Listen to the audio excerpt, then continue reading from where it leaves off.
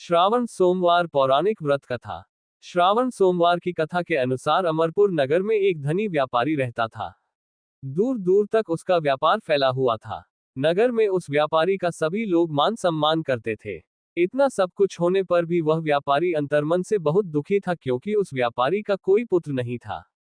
दिन रात उसे एक ही चिंता सताती रहती थी। उसकी मृत्यु के बाद उसके इतने बड़े व्यापार और धन संपत्ति को कौन संभालेगा। पुत्र पाने की इच्छा से वह व्यापारी प्रति सोमवार भगवान शिव की व्रत पूजा किया करता था। सायंकाल को व्यापारी शिव मंदिर में जाकर भगवान शिव के सामने घी का दीपक जलाया करता था। उस व्यापारी की भक्ति देखकर एक दिन पार्वती ने भगवान शिव से कहा, हे प्राणनाथ, ये व्यापारी आपका सच्चा भक्त है। कितने दिनों से यह सोमवार का व्रत और पूजा नियमित कर रहा है। भगवान, आप इस व्यापारी की मनोकामना अवश्य पूर्ण करें। भगवान शिव ने मुस्कुराते हुए कहा, हे पार्वती, इस संसार में सबको उसके कर्म के अनुसार फल की प्राप्ति होती है। प्राणी जैसा कर्म करते हैं, उन्हें वैसा ही फल प्राप्त होता है। इसके बावजूद पार्वती जी नहीं मानी। उन्होंने आग्रह करते हुए कहा, नहीं प्राणनाथ, आपको इस व्यापारी की इच्छा पूरी करनी ही पड़ेगी। यह आपका अनन्य भक्त है। प्रति सोमवार आपका विधिवत व्रत रखता है और पूजा अर्चना के बाद आपको भोग लगाकर एक समय भोजन ग्रहण करता है। आपको इसे पुत्र प्राप्ति का वरदान देना ही होगा। पार्वती का इतना आग्रह देखकर भगवान शिव ने कहा, तुम्हारे आग्रह पर मैं इस व्यापारी को पुत्र प्राप्ति का वरदान देता हूँ, लेकिन इसका पुत्र 16 वर्ष से अधिक जीवित नहीं रहेगा। उसी रात भगवान शिव ने स्वप्न में उस व्यापारी को दर्शन देकर उसे पुत्र प्राप्ति का वरदान दिया और उसके पुत्र के 16 वर्ष तक जीवित रहने की बात भी बताई। भगवान के वरदान से व्यापारी को खुशी तो हुई, लेकिन पुत्र की अल्पायु की चिंता ने उस खुशी को नष्ट कर दिया। व्यापारी पहले की तरह सोमवार का विधिवत व्रत करता रहा। कुछ महीने पश्चात उसके घर अति सुंदर पुत्र उत्पन्न हुआ। पुत्र जन्म से व्यापारी के घर में खुशियां भर गईं। बहुत धूमधाम से पुत्र जन्म का समारोह मनाया गया। व्यापारी को पुत्र जन्म की अधिक खुशी नहीं हुई, क्योंकि उसे पुत्र की अल्पायु के रहस्य का पता था। ये रहस्य घर में किसी को नहीं मालूम था। विद्वान ब्राह्मणों ने उस पुत्र का नाम अमर रखा। जब अमर 12 वर्ष का हुआ तो शिक्षा के लिए उसे वाराणसी भेजने का निश्चय हुआ। व्यापारी ने अमर के मामा दीपचंद को बुलाया और कहा कि अमर को शिक्षा प्राप्त करने के लिए वाराणसी छोड़ाओ। अमर अपने मामा के साथ शिक्षा प्राप्त करने के लिए चल दिया। रास्ते में जहां भी अमर और दीपचंद रात्रि विश्राम के लिए ठहरते, वहीं यज्ञ करते और ब्राह्मणों को भोजन कराते थे।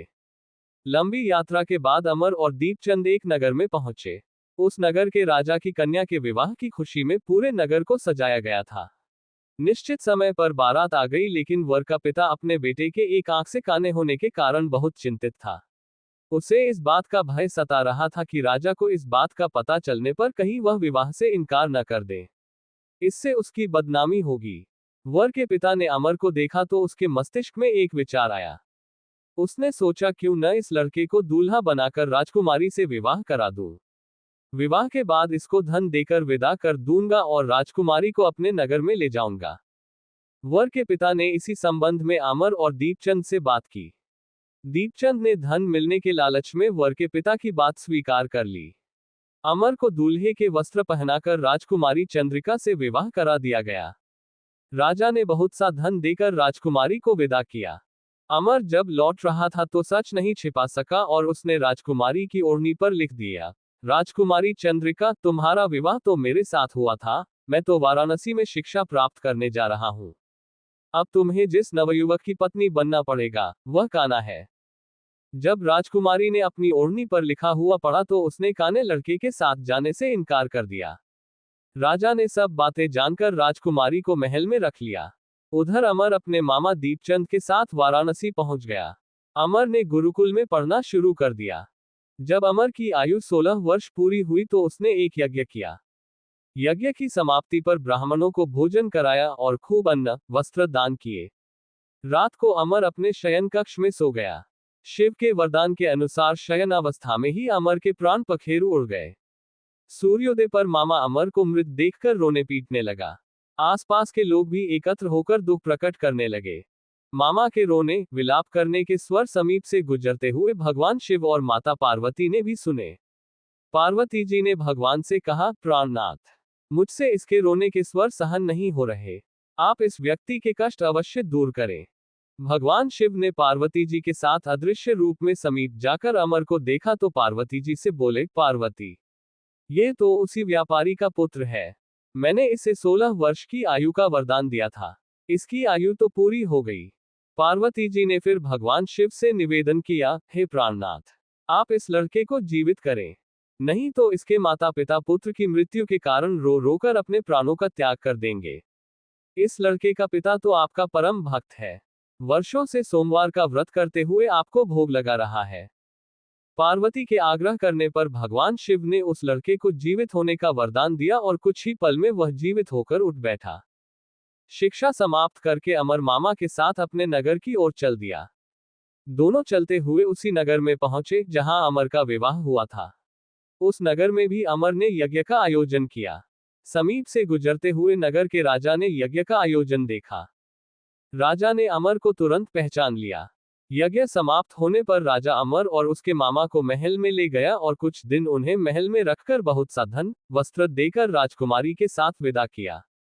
रास्ते में सुरक्षा के लिए राजा ने बहुत से सैनिकों को भी साथ भेजा। दीपचंद ने नगर में पहुंचते ही एक दूत को घर भेजकर अपने आगमन की सूचना भेजी। अपने बेटे अमर के जीवित वापस लौटने की सूचना से व्यापारी बहुत प्रसन्न हुआ। व्यापारी ने अपनी पत्नी के साथ स्वयं को एक कमरे में बंद कर रखा था।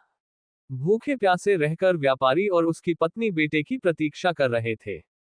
उन्होंने प्रतिज्ञा कर रखी थी कि यदि उन्हें अपने बेटे की मृत्यु का समाचार मिला तो दोनों अपने प्राण त्याग देंगे।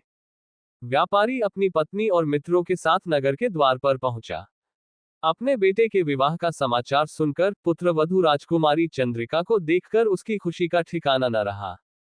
उसी रात भगवान शिव ने व्यापारी के स्वप्न में आकर कहा, हे श्रेष्ठी, मैंने तेरे सोमवार के व्रत करने और व्रत कथा सुनने से प्रसन्न होकर तेरे पुत्र को लंबी आयु प्रदान की है।